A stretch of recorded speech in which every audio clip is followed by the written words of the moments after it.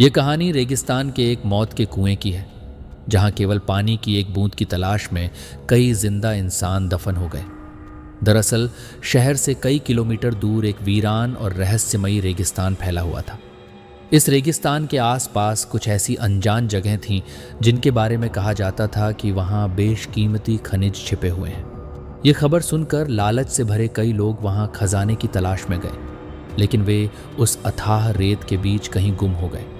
हालांकि कुछ खुशनसीब लोग ऐसे भी थे जो वापस लौटने में कामयाब हुए, लेकिन ध्यान देने वाली बात यह थी कि वे कभी भी रेगिस्तान के गहरे हिस्सों तक नहीं पहुंच सके थे। शायद यही वजह थी कि उनकी जान बच गई। ये रहस्यमयी रेगिस्तान जितना आकर्षक था, उतना ही खतरनाक भी। इस रहस्य भरे सफर में कदम रखने से डरना जायज़ है, लेकिन यही डर तो असली रोमांच का जरिया है। क्या आप सच का सामना करने की हिम्मत रखते हैं?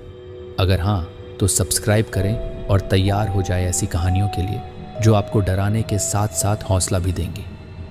ऐसे ही एक व्यक्ति था रघुराज चौधरी। वह ऊंट के सहारे रेगिस्तान के कठिन रास्तों से सामान ढोने का काम करता था।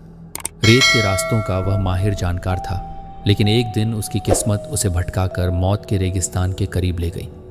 जब वह उस खतरनाक इलाके में पहुंचा तो उसका ऊंट अचानक रुक गया। लाख कोशिशों के बाद भी ऊंट आगे बढ़ने को तैयार नहीं हुआ। घबराकर रघुराज को वापस लौटना पड़ा, लेकिन उस दौरान उसने महसूस किया कि उस रेगिस्तान में कुछ भूतियां और खौफनाक हलचल थी। रघुराज समझ गया कि उसका ऊंट, जो खतरे को पहले से भांपने के लिए जाना जाता है, उल्टे पांव वहां से भागा था। इसका मतलब साफ था, उस जगह पर जरूर कोई भयानक रहस्य या खूनी खेल छुपा है। रेगिस्तान में एक सोलर प्लांट लगने वाला था, जिसके लिए उसी रहस्यमयी रेगिस्तान में सर्वे टीम रिसर्च करने पहुंची।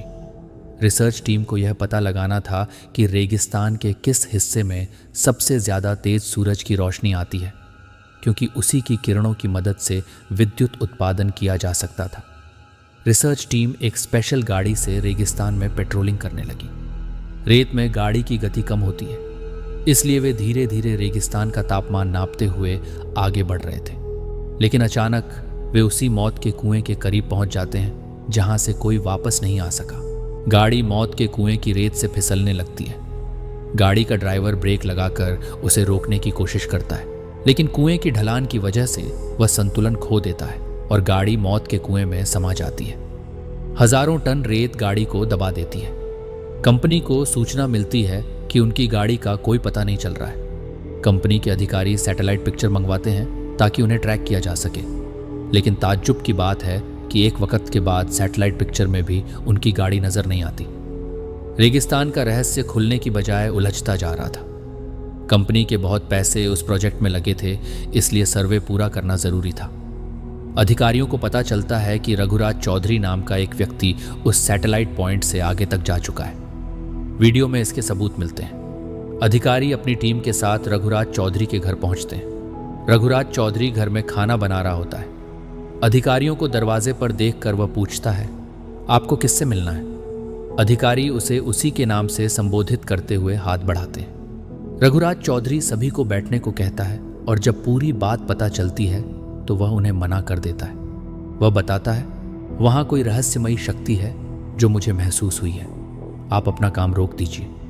लेकिन कंपनी के अधिकारी रघुराज चौधरी को मोटी रकम की लालच देते हैं और उसे अपनी रिसर्च टीम का हिस्सा बना लेते हैं। रघुराज चौधरी काफी समय से बेरोजगार था और उसके सिर पर कई लोगों की उधारी थी। मजबूरी में वह रिसर्च टीम का हिस्सा बन जाता है।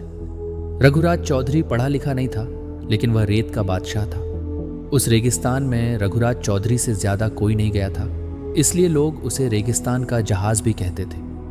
दूसरी बार रिसर्च टीम उसी दिशा में गाड़ी को आगे बढ़ाती है, लेकिन रघुराज चौधरी ऊंट पर सवार होकर गाड़ी के आगे आगे चलता है।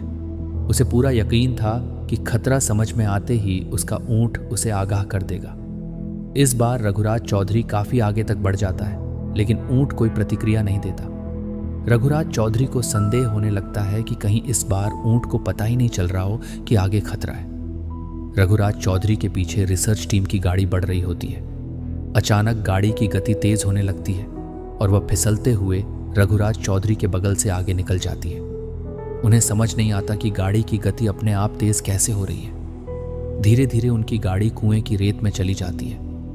रघुराज चौधरी घबरा जाता है और जोर जोर से आवाज लगाता है, लेकिन उसे यह समझ नहीं आता कि वह सुरक्षित खड़ा हुआ है। उसके आसपास की रेत फिसलकर कुएं में जा रही है। वह अपने ऊंट को पीछे करके वापस आ जाता है। जब कंपनी के सभी लोगों को यह पता चलता है तो वे इस बात की गंभीरता को समझते हुए अपना कार्य रोक देते हैं। सभी उसे मौत का कुआं जोन घोषित कर देते हैं। दरअसल वह कुआं रेगिस्तान का रक्षक था, जो रेगिस्तान में रहने वाले जीव जंतुओं की रक्षा करता था और वहां किसी भी प्रकार का बदलाव नहीं होने देना चाहता था। कुएं के रहस्यमय और अनसुलझे पहलुओं के साथ ये कहानी यहीं समाप्त होती है, लेकिन इसके पीछे छिपा सच आज भी अनगिनत सवालों को जन्म देता है। रेगिस्तान की इस गहरी चुप्पी में क्या कुछ दफन है? यह अब भी एक ऐसा रहस्य है जो कभी पूरी तरह उजागर नहीं हो सका। क्या आप और ऐसे दिलचस्प किस्से सुनने के लिए तैयार हैं? तो तुरंत सब्सक्राइब करें और अगली कहानी का हिस्सा बनें।